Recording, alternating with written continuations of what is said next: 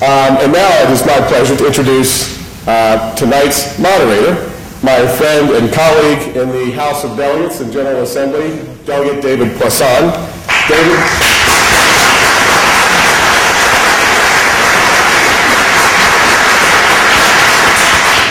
David was elected to represent this area in the House of Delegates in 2005, and he was re-elected last year. He serves on the House Counties, Cities, and Towns Committee and the House Militia, Police, and Public Safety Committee. He also serves on the Substance Abuse Services Council and the Manufacturing Development Commission. He's of counsel to the Washington, D.C. law firm of Howe, Anderson, and Steyer. Please welcome my friend and colleague, Delegate David Poisson.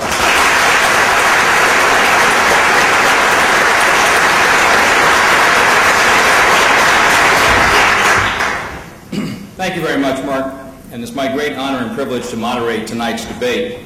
I want to thank each one of you for taking time out of your busy schedules to be here.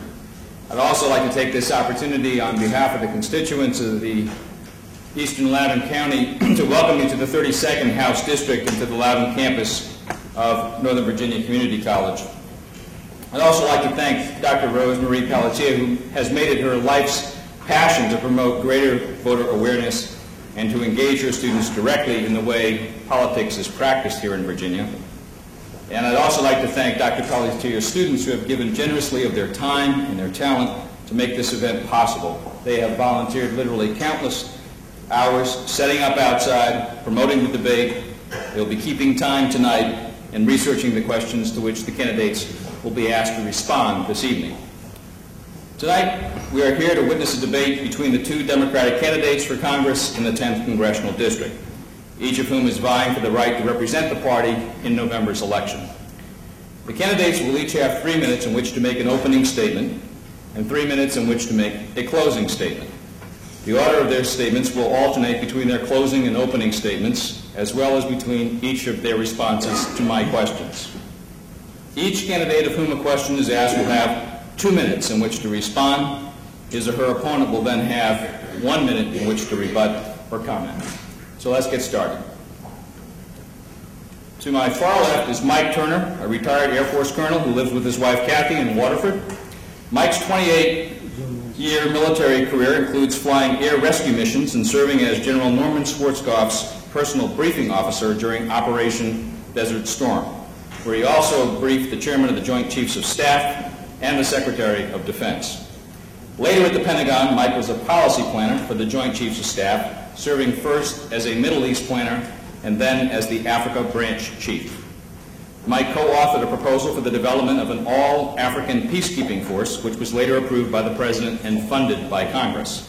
This became the largest military assistance program to Africa in United States history. Upon leaving the military, Mike worked for the American Red Cross, Junior Achievement, and the National Foundation for Credit Counseling. He is also a national military commentator who has appeared on CNN, ABC, MSNBC, Fox, and National Public Radio. Over the past 2 years, Mike has served as chairman of precinct operations for the Loudoun County Democratic Committee, which last year was selected the best Democratic committee in the Commonwealth. Please join me in welcoming Mike Turner.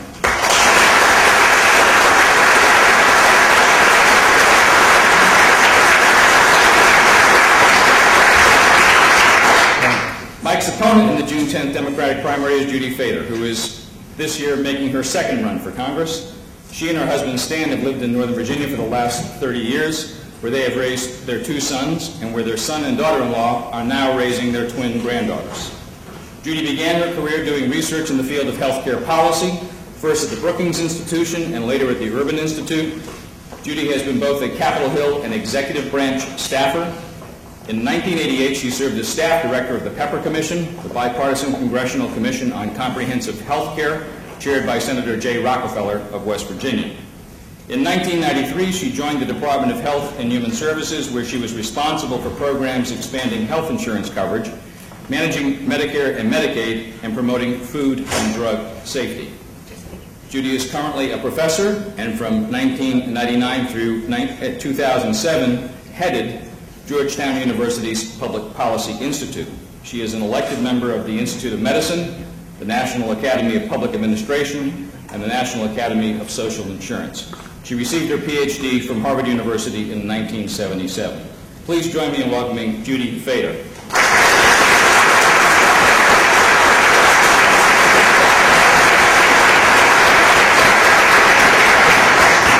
We will now begin with opening statements. Mr. Turner won the toss earlier this evening and is elected to go second, so we'll hear first from Judy Fader.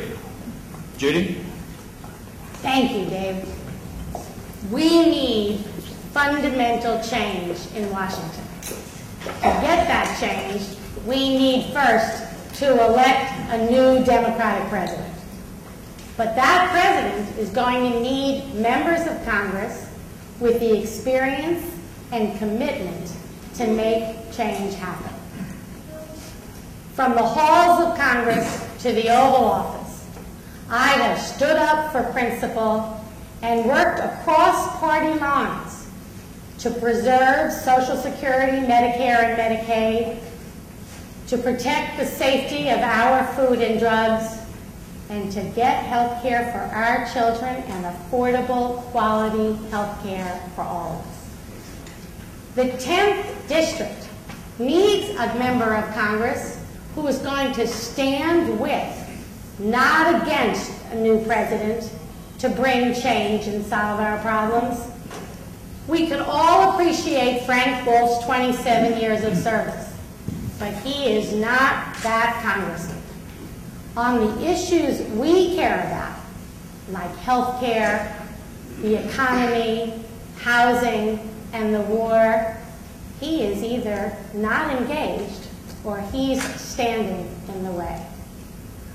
I'm running to bring your voices on these issues to Congress, to bring people together and solve the problems facing our families from McLean to Leesburg to Winchester, all over the 10th District. I am very pleased and appreciative of Dr. Pelletier and her students for making this debate possible tonight. I am proud to be running to represent the people of the 10th District, and I'm looking forward to a lively discussion of the issues. Thank you.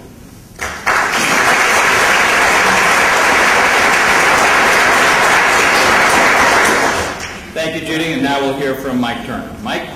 Well, I'd also like to thank the Sterling Foundation and Northern Virginia Community College for this wonderful opportunity. I was a little late tonight. I apologize to those of you that were waiting for me to get here. Frank Wolf's sequence lights on 7 held me up for about 10 minutes. I would also like to express my condolences to Hamilton Jordan's family, and our prayers and thoughts are with Ted Kennedy's family. He is an extraordinary Democrat, an extraordinary national leader, and I just did want to take a moment to express our sincere support and best wishes to them. About 80% of flying a fighter is boilerplate. It's pretty routine. Once you get used to the environment, it's knowing the procedures, but it relies on a foundational understanding of morality. I know that sounds strange, but you need to know why you're doing what you're doing, and that becomes sort of a genetic thing after a number of years. And it relies on a certain professional standard of performance and accomplishment. But the underlying focus of doing that job, and that 80% of the time, is always on the mission. What is it we're trying to achieve?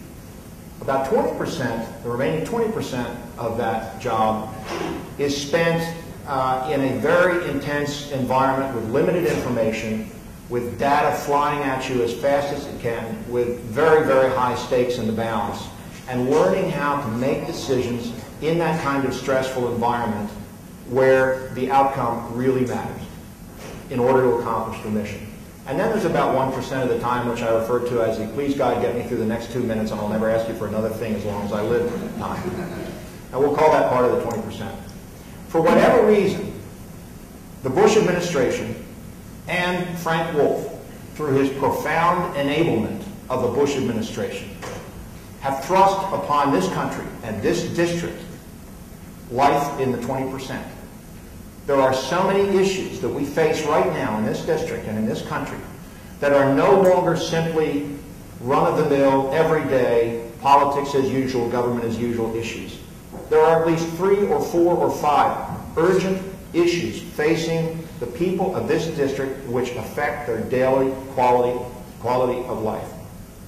And we need leadership, substantive leadership, that can address those issues, that has a proven track record of operating in that kind of environment and actually getting things done. Frank Wolf has enabled an administration. He knew better, and he had an obligation to stand up and lead us out of this mess, and he didn't do it.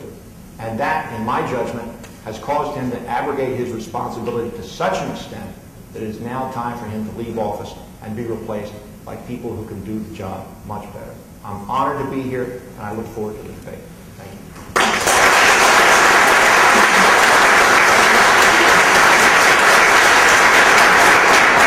Thank you both for your opening statements, and let's get to the questions. Judy, we'll begin with you. As I said earlier, you will have 2 minutes in which to respond, after which Mike will have 1 minute to offer his comments. Here's tonight's first question. A new survey released this week portrays a very sour electorate, with just 33% approving of the job President Bush is doing. However, this same survey found that Congress's overall approval numbers were even worse, with only 23% approving. What is especially interesting is that there's virtually no difference in the view of Congress between Republicans, Democrats, and Independents. Among Republicans, 23% approved. Among Democrats, 22%. And among Independents, it was 20%. As someone who aspires to become a member of Congress, what one thing more than anything else do you believe Congress needs to do to improve its public image and restore the public trust? I think Congress, members of Congress, need to deliver results for the families who are dependent on them. All across this district, when I talk to people, I find families who can't afford health care. That includes families who have health insurance and families who don't. They are scared. I talk to folks who see their neighbors losing their houses and their own housing values deteriorate and their communities decline. They're scared. And we're all struggling with transportation, not able to get where we need to go. We need a transportation system that works. And when it comes to the war in Iraq, we are angry and frustrated. We need to bring our troops home now. What we need to do, and what the voters are counting on us to do, is to have members I'm going to be a member of Congress who's going to deliver, building on the experience that I've had, as I said to you, in the halls of Congress and in the executive, and in training future generations of leaders to solve problems and deliver real results. I know how to do that. I'm committed to do that, and that's what I'm going to do when I get to the Congress. Mike, you have 1 minute. Well, I think the issue is a little more fundamental than that, because we all know the problems. We all agree that they need to be fixed, and clearly they're not getting fixed, and that's been going on for quite some time. And the longer it goes on, the lower the ratings, the approval ratings of Congress get. I really believe that the voters, and this speaks directly to authenticity, and I've used that word, and you'll hear me use it again. I think the voters want leaders who are clearly in office because they are devoted to the public sector, public good, and public service, and are not afraid to take the courageous stands and stand up and say, I think this is what we need. It may not be popular, but this is what we need, and I will work with you, voters, to create a coalition that can actually affect this change. I think we need to let the voters know that this is a team sport, and in Congress, it's not all on Congress's shoulders, that the voters have to get engaged. And I have a long history of that throughout my military and my nonprofit career, and that's what I'll focus on most. Thank you. Okay, on this question, we'll begin with Mike, and he'll have 2 minutes in which to respond. Last week, the California Supreme Court overturned a state ban on gay marriage, once again propelling this topic into the national spotlight and into the minds of voters across the country. Calls for constitutional bans on same-sex marriage almost always accompany rulings on gay rights. New polling data just out this week find Americans evenly divided on this issue. About half favor this type of amendment, while the other half oppose it. Should a constitutional amendment be proposed at the federal level to ban gay marriage, how would you vote and why? No, a constitutional amendment is not appropriate. This is not a federal problem. It's a state problem. Of all the issues facing America today, of all the urgent, dire things that we need to be concerned about, Whether two people who love each other decide to get married or not, just in my judgment, isn't on the list. I honestly couldn't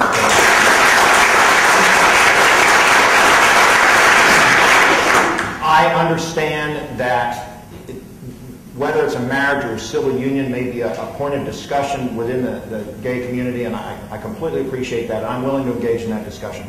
But this is just simply not a federal issue, and I would never presume in any way, shape, or form to pass judgment on whether or not that should be legal. I personally believe that if two people want to get married, then go for it. I've got, frankly, way more important things to worry about. I see the rest of my time. It's just not a hard answer. Thank you. Judy? I oppose a constitutional amendment 100%. And I believe that everybody deserves equal treatment under the law. I think that everyone should have the right to see a loved one who's in the hospital, that if you share common property, you have a right to keep that property when you lose a loved one. Everyone deserves equal rights, and that's what I stand for. Thank you. Okay, Judy, this is your question. Economists may be starting to temper their pessimism about a possible recession, but most people still see trouble on the horizon, with one of the main sources of concern being skyrocketing gas prices. But despite public discontent with gas prices, one proposal to alleviate the hardship, that is suspending the federal gas tax over the summer, receives mixed reviews. 46% say they support the suspension, 47% say they oppose it. If you were to have to vote tomorrow on whether to suspend the federal gas tax over the summer, how would you vote and why? Dave, I oppose that suspension because I believe in policies that work. And there is no evidence that, in fact, there's counter, that that's going to give us relief. Nobody knows better than the voters of the 10th District or Mike struggling in traffic that we've got a big problem in this district on transportation, and that gas prices are a big piece of what's eating our income. Those gas prices are skyrocketing, adding to all the problems that these people are facing in this nation. This is both an immediate and a long-term problem for our families. What I advocate and support and would do in the Congress is, first of all, we've got to pull back those loopholes, get rid of those loopholes, those tax loopholes that are benefiting oil companies today, and invest the savings, invest those resources in alternative fuels. We need a watchdog to make sure that speculation, to the extent that it's contributing to higher gas prices and oil prices, that the government can address that with prosecution so that we're not paying more than we have to. But the problem is long-term. We've got to end our dependence on oil and fossil fuels and on foreign oil. And we've got to, number one, promote efficiency and conserve energy. We can do that in our cars, in our homes, in our buildings. We've got to use less. We've got to invest in alternative fuels so that we can be more energy efficient and more environmentally sound. We need to look at and enact limits, reductions in our emissions and our carbon emissions that are doing so much harm to our environment. We've got to restore a position of leadership, our position of leadership in the world on environmental policies that will protect our environment for the future. So in the short term and the long term, we need leadership and we need change. Thank you. Mike? I would also oppose the suspension of the gas tax. I think that is a real litmus test in this election year. To me, that's a flag of a politician who's pandering for votes. And that's specifically with the voters. When I speak authenticity, that's what I'm talking about. The voters can sense that instantaneously. And it's a non-starter. There's not a reputable economist in the country that believes that the gas tax, it makes any sense. I agree with ending loopholes. I would also probably impose a windfall profits tax on the oil companies. There is a way to do that. You baseline a price of a barrel of oil. It worked in World War II. We could do it again. And I think that money ought to be used to begin to reward behavior, to alter all of our behaviors with tax incentives to behave differently in the way we consume gasoline. I think by the end of this summer, $5 a gallon gasoline is probably a reality that will be here to stay. We really do need to begin to change our behavior, and I think the oil companies ought to be made to bear a significant burden in that process of changing the way we do business in this country and the way we consume gasoline. Thank you very much.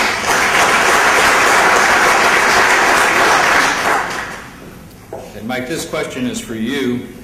The ongoing global food crisis has prompted debate on what steps can be taken by the international community to address the shortages of staple foods. One proposal gaining traction is planting genetically modified crops. In a new CBS New York Times survey, nearly 9 in 10 respondents said they think food containing genetically modified ingredients needs to be labeled. A 53% majority said they would not buy genetically modified food products, while 43% said they would consider it. Do you think labeling genetically modified food products would be sufficient, or do you believe such food products should be banned? Labeling genetically modified food products certainly helps educate the public, and I think there could be broader programs to do that, but I want to take a step back, and you'll hear me take this tack a lot tonight. What are we trying to solve? I want a link demonstrated to me based on hard data that genetically modified food products will in fact solve the food shortage problem. The World Food Program has said that dumping, for example, U.S. grain on the world food market is not what we want to do right now. Subsistence farmers live on about $1 a day around the world. Right now, because of oil prices, which have driven up the price of fertilizer, they're being forced to live on about 50 cents a day, and they can't work their farms on 50 cents a day. What's needed right now, according to the World Food Program, is basically a $700 billion injection of cash so that these subsistence farmers can continue to farm and make a living. That's what's needed right now, not more food. This is probably a temporary flux right now in the market, in the food market worldwide, and we need to address it in a solution-based way. And that means we need to sit down and begin to hypothesize what is a correlated answer. And I'm not convinced that genetically modified food is actually the issue and actually the tool that we want to use. Obviously, more examination and more study, more education of the public is warranted, but I would challenge that premise that genetically altered food is the key link. Thank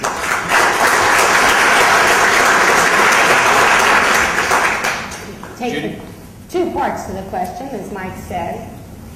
Having worked on food and safety, I think it's very important that we know that what's before the public is safe and appropriately labeled. That means that we need change in Washington so that we've got agencies that we can trust to be doing the homework and reporting the science, and so that we know that that science is going to influence policy. We've not seen that in our Food and Drug Administration, in this administration, in a long time.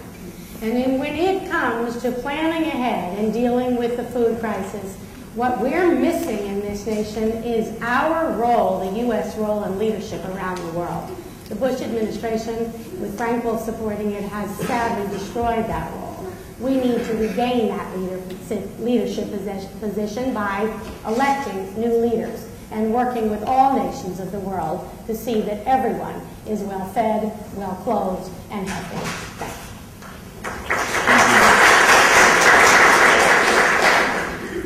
Thank you. Okay, Judy, this next question is for you.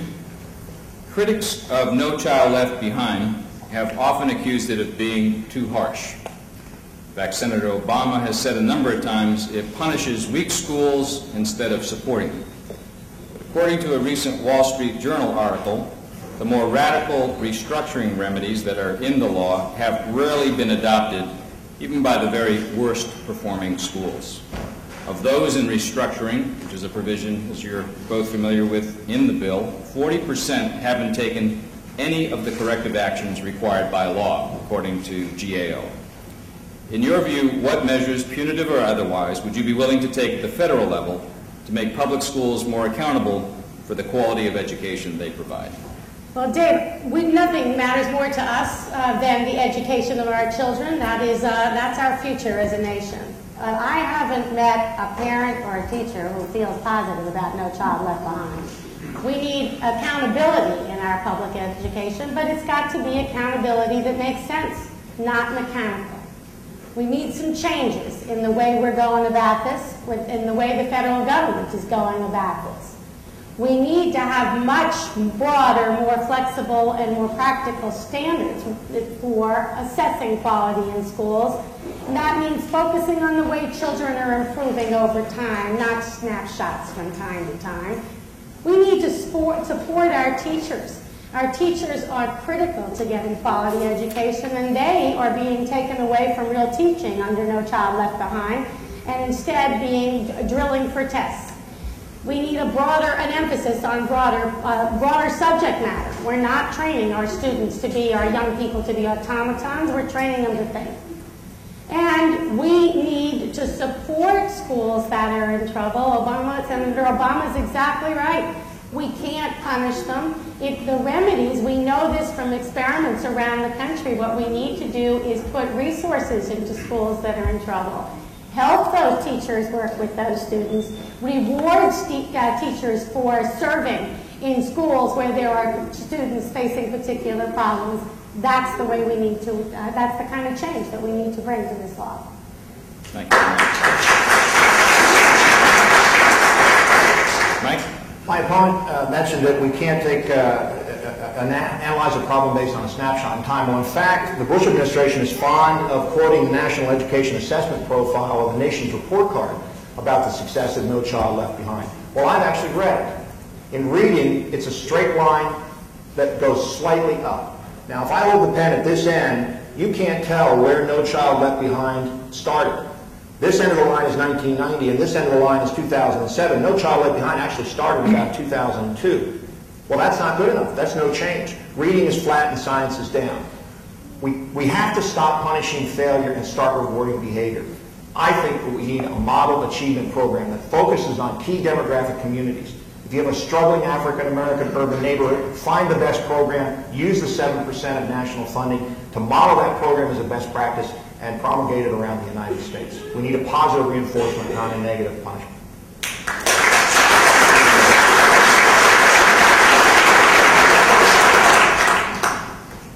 Most Americans generally agree that one of the most colossal failures of the Bush administration is Katrina. Most Americans witnessed that failure before their very eyes on the evening television news. As you enter upon Congress as a member, are we consigned forever to accepting that New Orleans is lost as a major American city? And if not, what measures do you think the Congress must take to bring it back to its greatness as an American city? I think the loss of Katrina is a national disgrace. And I frankly believe that the reason the loss of New Orleans is a national disgrace. And I think the reason that New Orleans, frankly, is lost, and I will say it quite nakedly, is because in the eyes of the Bush administration, whether they admit it or not, the vast majority of the population is the wrong color and the wrong socioeconomic status. And I think that's a disgrace. That should be number one priority of the new administration. We should rebuild New Orleans, and we should rebuild it better and in a more robust and socially acceptable way than we've treated it for the last 2 years. I've been on more disaster jobs than I can count with the American Red Cross. I know what it's like to go into a flood job. And I know how debilitating it is to go into a flood job and try and help out families. And I personally delivered cleanup kits to those families for the American Red Cross. This should have been done at least 18 months ago. This was a huge job. But FEMA and Lord knows the Homeland Security Department have all the assets and resources they need. All we need is the will, and that will is absent. And when I'm elected to Congress, that will be a very, very high priority of my time in Congress.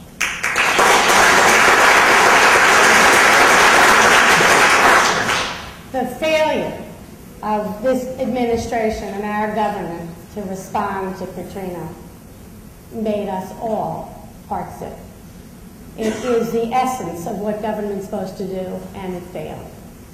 We read today that the levees are still leaking and not addressed. Those problems are not being solved.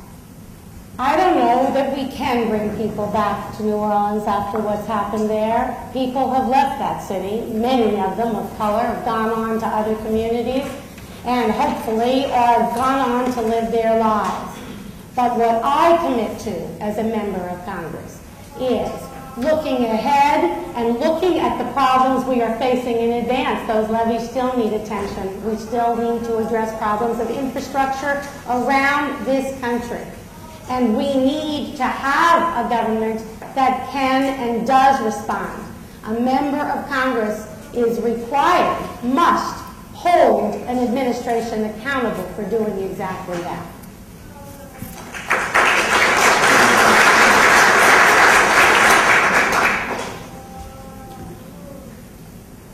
This next question is for Judy. Both here in Loudoun County and across the globe, drought conditions have become a more frequent occurrence, which many experts believe is due to increased population density and land development. In fact, one recent report on the human impact on oceans found that we are now using much more water than can ever be replenished. What measures do you believe Congress should take to get control of this problem in terms of both the quality and adequacy of our water supply? Well, I think, Dave, that as nobody knows better than Loudoun County about problems of uncontrolled growth, and it's true across all the congressional districts. Those are problems of not just of water supply, but of a whole host of infrastructure issues. It affects our roads, our transportation, our schools, communities that are growing faster because of development than we are able to handle. Are facing serious trouble, and we know that with families here. Some of those issues need to be solved locally, but when I look at what a member of Congress for the 10th Congressional District needs to do, it is to support smart growth in this community.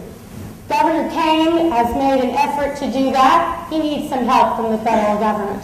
Looking at transportation as a good example there, we are a part of the nation's capital.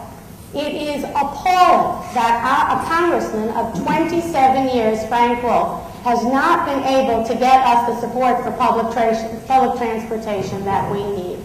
He ran on Rail to Dulles in 1980, and we are still waiting. We need, in the reauthorization of the Transportation Act, which will come up in the next couple of years, we need federal support for transportation, public transportation that works in this area, and support for communities that are pursuing strategies of smart growth. That's how to keep resources in line with population development and population growth, and to keep our quality of life in this beautiful community as we want it to be. Thanks.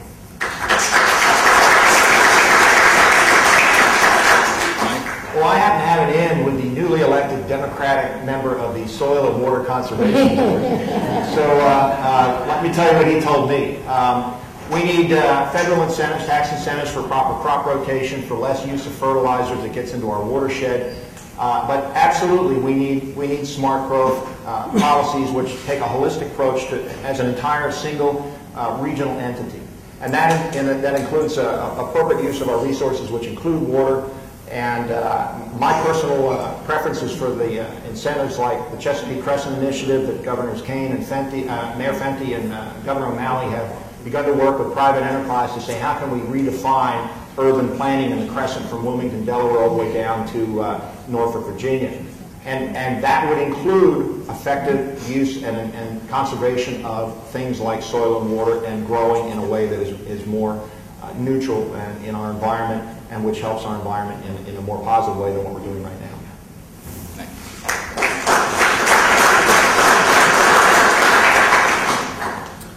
Okay, let's go now to Iraq and to an issue that hasn't gotten as much attention of late as it did earlier in the year, Blackwater.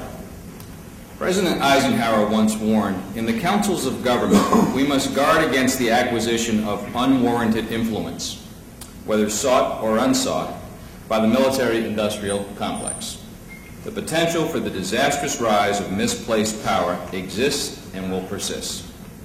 As media reports about the private military security industry have shown, the military-industrial complex has evolved from an industry of defense contractors that makes bombs, bullets, tanks, ships, and planes into an unofficial but nonetheless active arm of the military, in many cases led by retired generals who know their way pretty well around the Pentagon and Capitol Hill. How big a threat of the so-called unwarranted influence of which Eisenhower spoke do you see posed by companies like Blackwater, DynCorp, Armor Group, and MPRI?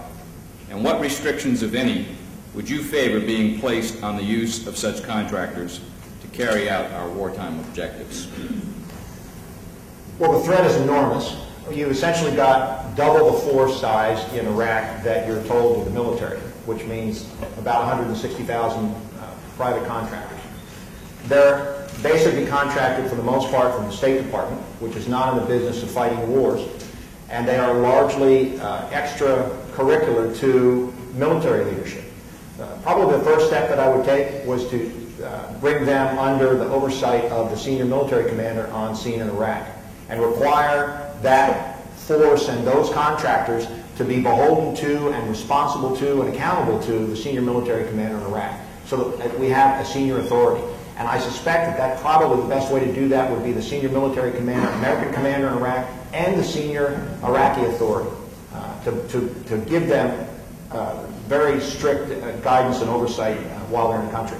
The potential for harm with these largely unregulated forces is profound. It undermines everything that we're trying to do. Now, many of you may know that I proposed a withdrawal from Iraq by 12/31/09. That entire withdrawal process could be undermined by these largely unregulated, out-of-control private contractors. Everything we're trying to achieve in a military plan is based on an end state, a definable end state, and specific planning steps that you take to reach that end state.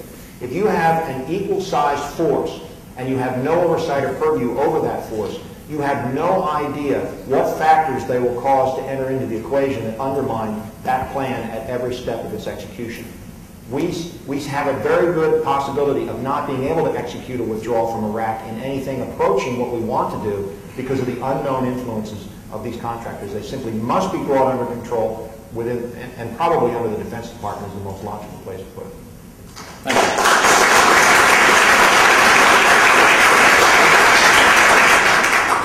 The lack of accountability for the performance of contractors in Iraq is just a piece of the lack of accountability of this administration for the war in Iraq. This war has not only been irresponsible and amazing in its consequences for our military and for our nation, but it has been run by a government that is not doing its job. Contractors contracting out is part of running a government, but you don't contract out military responsibility. You don't weaken the military as we have done in Iraq. What we need, whether it's contracting in Iraq or contracting anywhere we're doing it, is we need a responsible government run by people who care about government, not those who don't, and who know how to contract, when to contract, and when not to. We've got to bring the contractors home, the soldiers home, everybody home from Iraq, and start rebuilding our nation with the resources that are now going to Iraq. We need to bring them home now.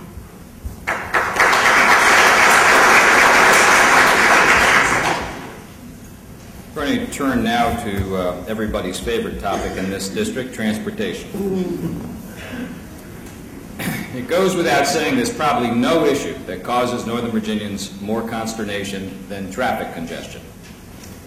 But a recent study found that if the typical federal worker telecommuted just 3 days a week, he or she would save almost $6,000 a year in commuting costs and produce over 9,000 fewer pounds of pollutants. Ironically, however, the same study also found that while 96% of federal employees could be working from home all or part of the time, only 58% knew they were eligible to telework. Given that the incumbent has long touted telework as a solution to the region's transportation woes, what would you do differently to encourage more federal workers to begin telecommuting? Well, I think telecommuting is an important option, and federal employees need to know it. But I got to go with Mike here and say that whether it's telecommuting is no better a solution to our transportation problems than synchronizing the lights on Route 7. then all of us know that we've got to get to work. Our teachers within the district, teachers have to get to work, firefighters have to get to work, we all have to get to work. I think it's fine to educate our workforce, but we need a real transportation solution. And Mr. Wolf is not bringing us that. We need rail to Dulles. We need a member of Congress who is going to fight for and make it clear in the Congress and in the administration that, as I said earlier, we are part of the national capital. Our folks need to get in when they need to go to work, and they need to get out in the case of a horrifying disaster, God forbid, in the Capitol. We need a first-rate airport that's got public transportation from Dulles into D.C. And we need to develop our region economically to keep it and make it the fine community and nation's capital that it needs to be. That takes a federal commitment. Mr. Wolf has failed us in convincing his administration and his Congress to achieve that result. We need a member of Congress who's going to support federal workers in telecommuting, but is going to build a transportation in conjunction, in partnership with the state of Virginia and our counties that will work for all of us, so that, in the words of my new Democratic delegate, Margie Vanderhyde, we can be somewhere instead of always struggling to get somewhere.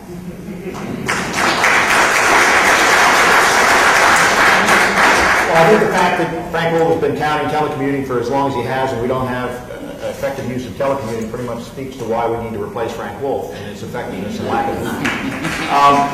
I think we need to understand the hierarchy of what's going on here. The Transportation Planning Board is one of 341 federally mandated metropolitan planning organizations. Right now it has 112 highway projects, 10 rail projects, and 8 hotline projects. Its emphasis is clearly on highways. There are a whole group of small, immediate things that we can do. Flex hours, try and get as many people, federal incentives for all of these. Try and get as many people on 24/7 shift work as we can. Telecommuting, locating businesses outside to create reverse traffic flow rather than inside. There's any number of short things we can do. We can censor all the roads in the D.C. metro area and provide tax incentives for people to buy GPS receivers and put them on the dashboards of the car so they immediately know more efficient routes because of traffic backlogs and get an immediate increase in the effectiveness of the infrastructure. All these things need to be done. These are immediate things and short-term things, but they all need to be done. We just need a congressman that can actually get them.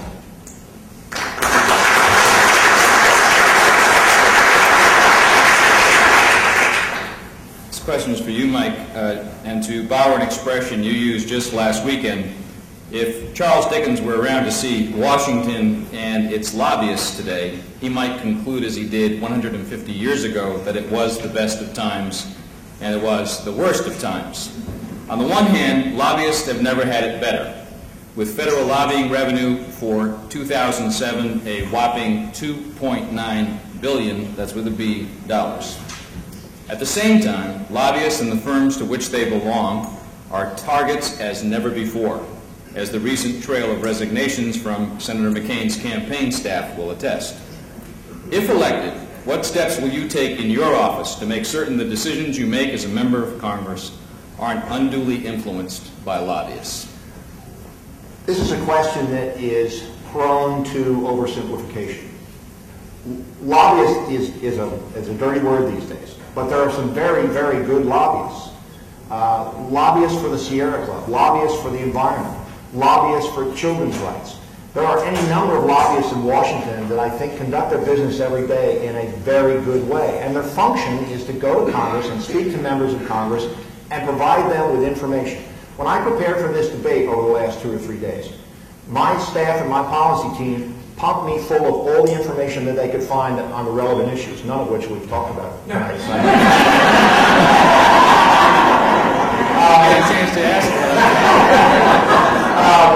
But that's what lobbyists do. The problem is we need a more rigorous oversight and a more precise definition of conflict of interest. That's where the problem comes up. It's not in the lobbying function per se.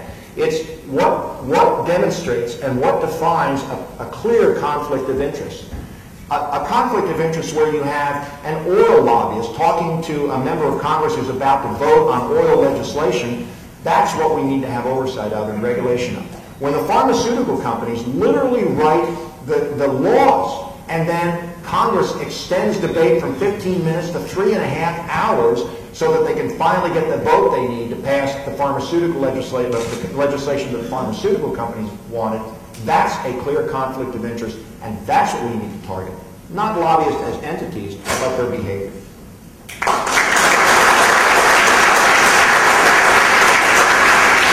I think this is a pretty simple question. I think what folks are asking is, am I going to be in somebody's pocket? And I want to just be really clear about that. I've been standing up for principle and fighting for affordable health care, Social Security, Medicare, Medicaid for my whole career. And I know a lot of lobbyists.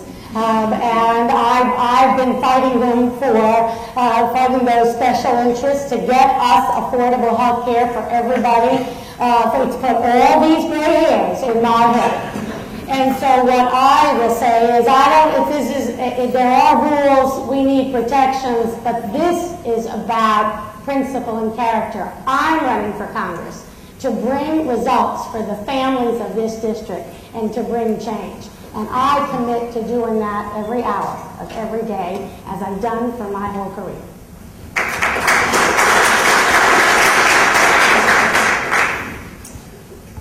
Okay, we will start now with Judy. This time around, the incumbent in this race recently said that the president should not go to the Olympics because, and these are Congressman Wolf's words, China is doing so many horrible things. China has one of the worst human rights records in the world. China is partly responsible for the genocide that's taking place in Darfur. Do you agree with the incumbent that the president should boycott this year's Olympics in Beijing? What impact, if any, do you believe it will have on American foreign policy? Well, I believe that Mr. Wolf's concern for human rights is genuine, and I applaud him for what he does stands up for on human rights. I just wish he had a broader concept of human rights than he does and cared more about the problems facing our families. I don't think that boycotting the Olympics is going to solve the problems we're facing. I think it's not going to force China to behave in ways that we wish they would. I don't think it's going to stop the genocide in Darfur. I don't think it's going to stop the way people are being treated in Tibet. If I were president, I would stay home, but I would not boycott those Olympics. Mr. Bush cannot do this. I'd elect a new president and a new Congress to restore our ability to deal with China and every other nation in this world, to recognize that we are a powerful nation, that we do not have to be afraid to talk to or work with other nations, and that we need, again, a position of leadership. And that is the way I would address the problems, that as a member of Congress, and whether with an executive, whether they be with China in the Middle East or anywhere else around the world. Well, I don't agree with boycotting the Olympics. If I were president, I would go. I think it's important that we shine the brightest spotlight as possible on a brutal dictatorial regime. That's exactly what we need to do. Bring the world press. It's going exactly the way we want it to go. China is getting unintended consequences almost daily because of the Olympics. Nothing is turning out the way they expected. They are now being forced into the wild, woolly world of free enterprise and democracy, whether they like it or not, specifically because they've tried to showcase the Olympics and structure them, and it's not going the way they planned. So I would not boycott the Olympics, and I think that's an excellent, that it's unfolding in an excellent way for the whole notion of democracy. But there's a larger issue here. What disturbs me more is that Congressman Wolf simply doesn't understand the implications of a boycott, how ineffectual that would be, how badly that would damage the U.S. reputation, and all the negative consequences. And that is the hallmark of this congressman. He simply doesn't understand. He cannot comprehend the implications, medium or long term, of his behavior and of his actions. However well-intentioned he may be, The issues are too important in Congress right now to have someone there who simply cannot see forward past the end of his nose to the implications of what he's doing.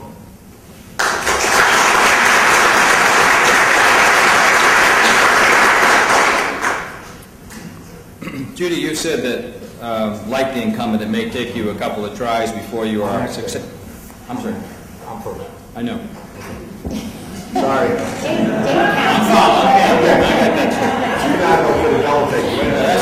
That's all right. This is another half of this question. You're just a little too eager. That's all.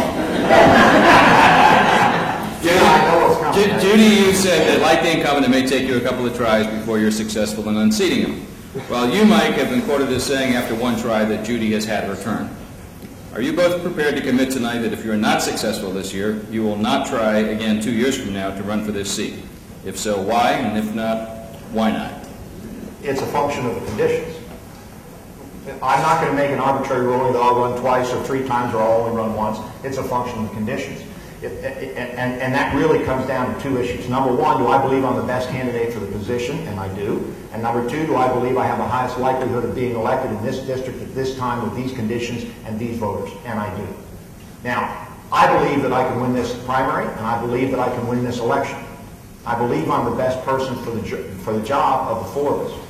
Now, if we go into the next election and I happen to lose the primary and we go into the next election, I will make that same assessment. And if I come to the conclusion that I'm the best candidate and that I am the best person to run against the incumbent, then you better believe I'm going to run again.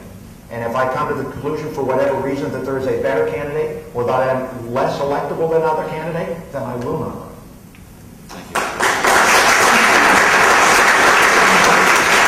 Dave, I have to make a correction. Mr. Wolf didn't try a couple times, he tried 3 times. And I believe I'm the woman who's going to take it in 2. And so I'm actually not even interested in entertaining your premise, because we are working hard, doing everything we can, talking to voters all over this district to win this primary and to win this race. And that's what we're going to do.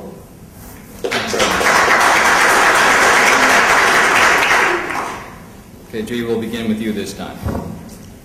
In Virginia and in other parts of our country as well, technology plays a critical role in assuring our economic success. In Northern Virginia, where the technology industry has a particularly large presence, we like to say it is the economic engine of the Commonwealth. Yet in America today, less than 1 in 5 high school seniors performs at or above proficiency in science. And a recent Organization for Economic Cooperation and Development study of 31 industrialized countries found that 18 other nations ranked higher than the United States in math education. Considering that we import freely as much oil as we need to satisfy our energy needs, why shouldn't we likewise import or allow to emigrate into this country however many people with math and science skills as we need to satisfy our growing demand for intellectual capital?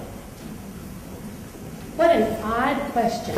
I want to go straight to those high school students and talk about our education system. We talked earlier about No Child Left Behind and how it is failing to deliver the accountability we need. We need accountability throughout our education system, starting with an investment in pre-K. We know that that's where we get the biggest bang for the buck, going to build a smart, educated population to be able to have the math and science training they need by the time we get to high school. We need to continue that in elementary school, and we need accountability and support for quality teaching in our high schools. There is no question that we can invest our resources in education and deliver better results if we make that investment in our teachers and that we need to make. Now, when it comes to immigration and bringing in people with special skills, that is something that we need to do. There are skills that we are currently lacking, and we need to bring people in. We've heard Bill Gates talk about the need for bringing people in, but I've talked to people around this district who are concerned that those rules are not being applied properly, and that some people with technology programming skills and skills of that nature are being passed over for jobs. So I think we have to be, number one, commit to educating our population so that we will always be the leaders of the world, whether here in Virginia or as a nation.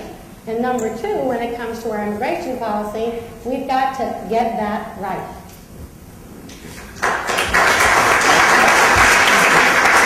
In this case, I think you can have your cake and eat it too. H.R. 2809 is the new Apollo project, and it proposes creating a green sector in this country, much like the Apollo project, and devoting resources and time and energy and talent to creating that green sector. What a golden opportunity to invite IT talent from around the world to participate in that project. With one caveat. If they want to come here and participate in that project and help us, then I think as a caveat or as a condition of that visit to the United States to help in that kind of work, then they ought to be bound by an agreement which requires them to work with our youth and work within the educational system for some short period of time to mentor, to coach, and to begin to teach best practices and disciplines to the youth to specifically address our lacks in that kind of proficiency in this country. Thanks very much. On a regular basis from absolute strangers without it having an effect on their behavior. Given the significant sums of money required today to run a successful congressional campaign, what changes, if any, do you believe ought to be made in our campaign finance laws to afford every citizen the opportunity to seek office without effectively being barred due solely to a lack of cash? Public financing of elections is simply got to begin to happen. If this year has demonstrated anything, it's demonstrated that the campaign finance laws and the campaign process in this country regarding financing is out of control. Take it from somebody who knows. This is a very, very difficult process. We need to move to a public financing system. I'm intrigued by a proposal by Paul Begala and James Carville which would prohibit any elected official from raising money at all, of any kind. However, they would be publicly funded to 80% of anything that their challenger raised. It would take the incentive completely out of extremely highly funded campaigns. The incumbent would know that no matter what the challenger did, that incumbent would get 80% of what the challenger raised. And so there would be very little incentive for the challenger to go crazy and raise a lot of money because the incumbent would get 80% of it. It levels the playing field. The rub, obviously, is how you pay for this.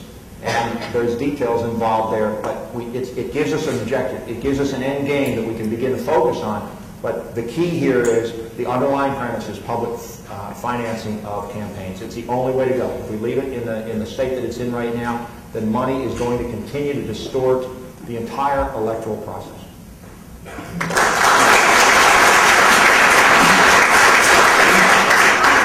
Paul Begala and James Carville have been pretty persuasive guys, and I wish they'd persuaded people to do this a long time ago. I believe that the way we finance elections is no way to run a country. Working hard to do it, I'm proud, very proud of the support that I've got that's enabling me to build the resources to run this race and to make this so hard for Frank Wolf. He's having trouble keeping up with me. But I strongly believe there's a better way to do it. And whether it's the one that Carville and Begala proposed or another, I'd sure like to see us get there faster. Thank you very much. Members of Congress typically try to distinguish themselves in terms of the legislation they introduce by focusing their attention on one particular area. Senator Kennedy, for example, has distinguished himself as an expert on health care policy and is generally associated with that issue. Mr. Oberstar generally is associated with transportation. Mr. Markey typically with telecommunications. Mr. Durbin with the smoking ban. If you're elected, what will your legacy to the Congress be, and what bill will you introduce as a way of signaling your message about the issue you think is most important for you as a member of Congress?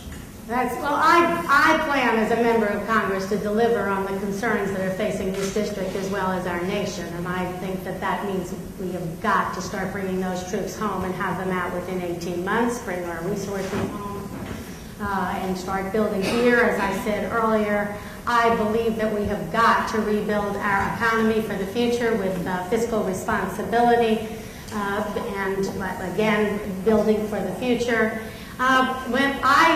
Will also say that high on my list is getting every American affordable, quality health care now. they can't get health care when they need it. I have been working for my whole career to get people affordable health care. This is something we can do, we know how to do, and we will do. And so let me just give you quickly my plan for getting everybody health care. We've got to guarantee people that they're going to have real benefits that will cover them when they're sick. Benefits as good as members of Congress have. We've got to give people a choice to stay in their health plan if they want to, and if not, give them another public or private plan to choose from. We've got in those plans to bring an end to discrimination based on pre-existing conditions. I'm looking at a room with several people like me who have many of them. People need insurance when they're sick. And we've got to make health care affordable. Families can pay something, but not more than the money they've got. Guaranteed to limit what they pay based on what they've got, and make our health care system affordable for all of us by investing in managing chronic diseases, prevention, 21st century information technology, and research so that doctors know what treatments work and what don't. I'm committed not to support necessarily an existing bill. There are lots of plans out there. My hope is that our new president will introduce his or her health care plan, and that I will be introducing it as H.R. 1.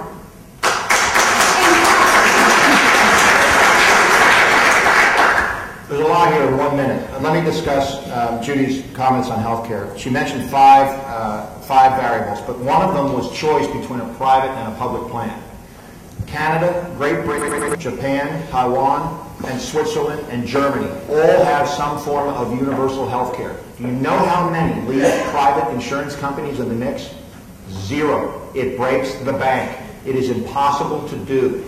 Neither Hillary's plan nor Barack's plan gets rid of private health insurance companies. That one feature that Judy mentioned, choice, will cripple any universal health care proposal. And I don't propose it. That's why I endorse H.R. 676, National Health Insurance, True Single Payer. My issue probably would be housing because I have special expertise. I don't know that it would be my legacy issue because I'm really engaged on Iraq, and I would fight hard about that, and I would fight very hard about single-payer health care. But housing has to be solved. 3221 got voted in Friday, but the president's threatened to veto it. Frank Wolf opposed 2 of the 3 amendments that are critical. The foreclosure bailout provision, Frank Wolf voted against. Foreclosure is up 2,300% in Fairfax County since 2005. 2,300%, 500% between 06 and 07, and our congressman voted against 3221, the Foreclosure Prevention Act. Give me a break. I would focus on housing for at least 2 years because we are in a serious housing crisis for at least that long.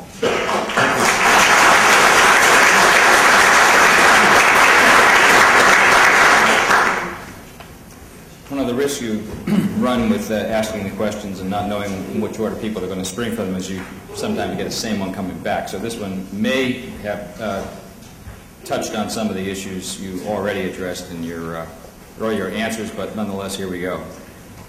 Governors everywhere across the country are finding it very difficult right now to address growing concerns in their states about health care, especially given how strapped for cash they currently find themselves. As a result, rather than try to cover the uninsured, which is a more broadly ambitious goal, they are instead focusing their efforts on lowering the cost of health care. Governor Christ of Florida, in fact, just yesterday, announced a plan to enable insurers in his state to offer bare bones policies that he hopes will be able to be sold for $150 a month, which is about 60% less than the average cost of a policy for a single person living in Florida today. What do you think of this strategy and of Governor Christ's argument that some health insurance is better than none? Let me reiterate, if the private health insurance companies are in the mix, it will not work. There is a fundamental conflict of interest, a recurring theme tonight. The reason I support H.R. 676 and have publicly endorsed it, a true national insurance health care program, is it's the only system that guarantees universal health care. That program, modestly, the most conservative estimates suggest that right now the cost for a family of 4 that makes $56,000 in this country, the total cost for medical insurance, pure medical insurance, is about $13,800 a year. Single payer is estimated to reduce that cost to something in the neighborhood of $3,500 a year. Right now, the United States has the 37th best healthcare system in the world. And it is the most expensive by a factor of at least 33%, and in most cases, double the cost of the next healthcare system. Our administrative costs alone are 22%. Japan's are 2%. The cost of healthcare in this country is 16% of the GDP. Most countries, the universal healthcare, have an 8% GDP cost. We have to go to single payer. Band-aids, stopgaps like Governor Christ is proposing are well-intentioned, but they are avoiding the real issue. We have to take on the private health insurance companies. If we're going to get in the food fight, why not fight for the right answer?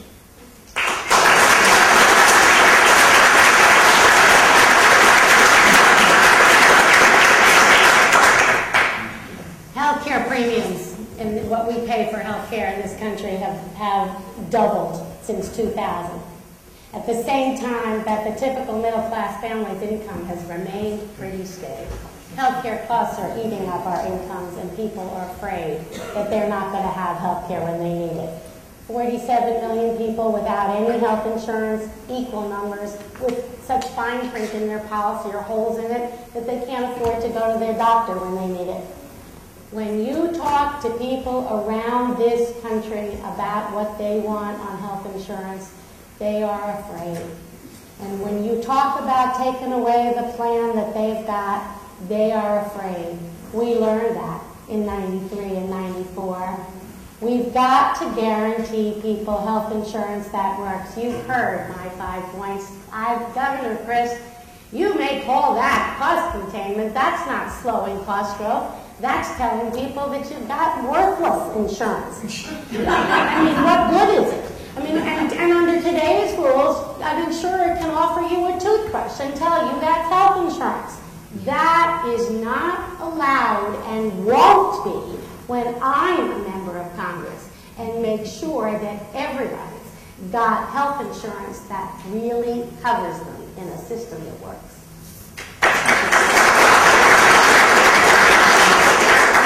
I want to thank the candidates for the thoroughness of their responses, and I want to thank the audience for your responsiveness to their answers. We've now reached the point where each of them is allowed 3 minutes in which to make closing arguments.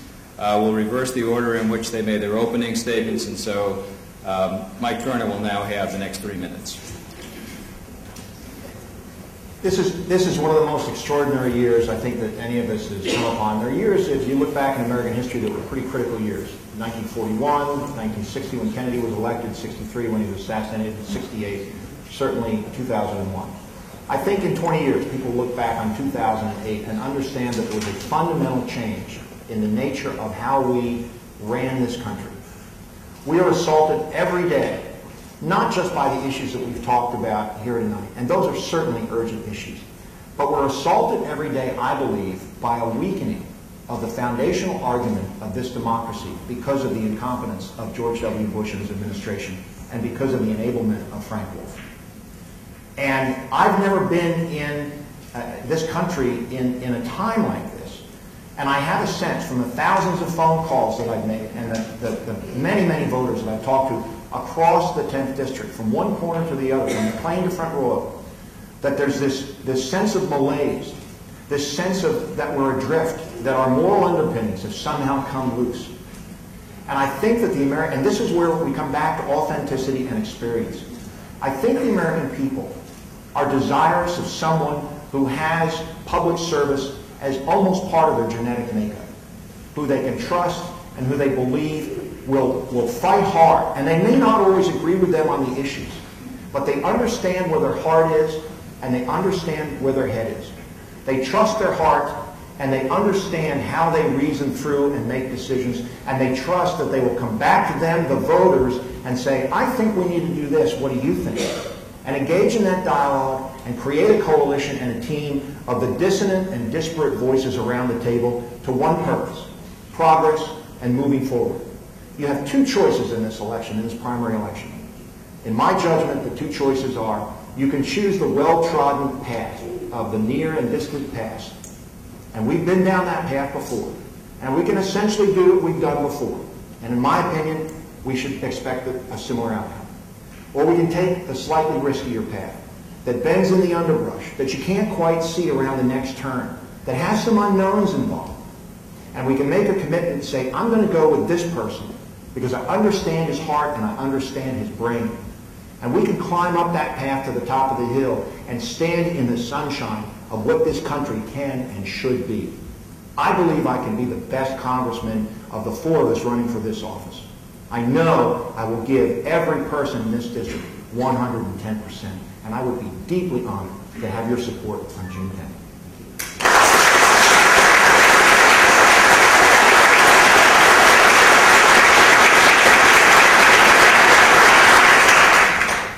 I'm running for Congress to bring real leadership, the kind that comes from working with senators, with cabinet members, and with the president to solve the problems that our families are facing, and the kind that comes from spending years training the next generation of our leaders on how to bring change and solve problems. To get universal coverage, as I said, we need good, strong benefits like members of Congress have, a choice of plans because people are scared and they don't need to be scared. They need a plan that works.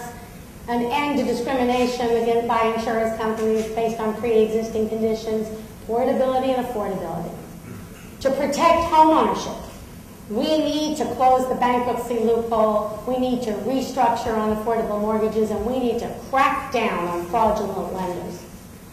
To get transportation that works, we need a new leadership in Washington policy that will get us public transportation, supporting our rail and our roads so that we have communities that can support smart growth, to support the communities we want to live in.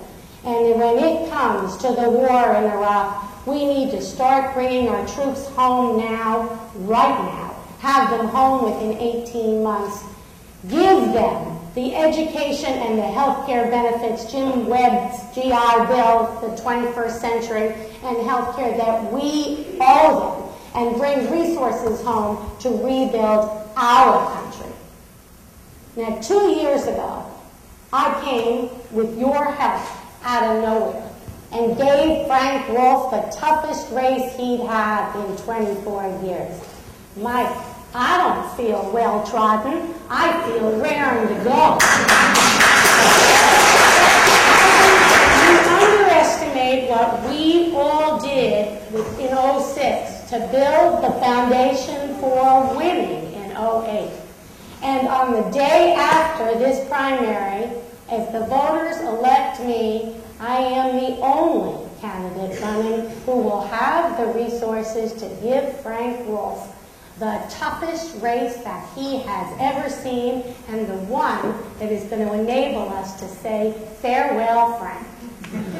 So, today and every day until June 10th, and including June 10th, I will say that I will appreciate your vote and your support so that we can solve these problems we're facing, get on with the job, and live the lives for us, for our children, and my new granddaughters that we know we should have. Thank you.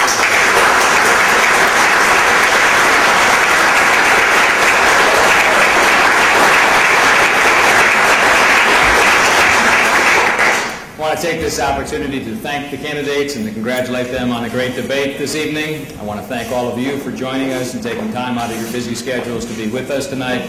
I want to thank, once again, Dr. Pelletier and her students for all the great work they did in supplying us with questions and research to make sure that this debate was able to proceed as well as it did. And I want to encourage all of you to make sure that you vote on June 10th, although the polls are now open and you may begin voting now. So thank you all again. Drive safely and God bless.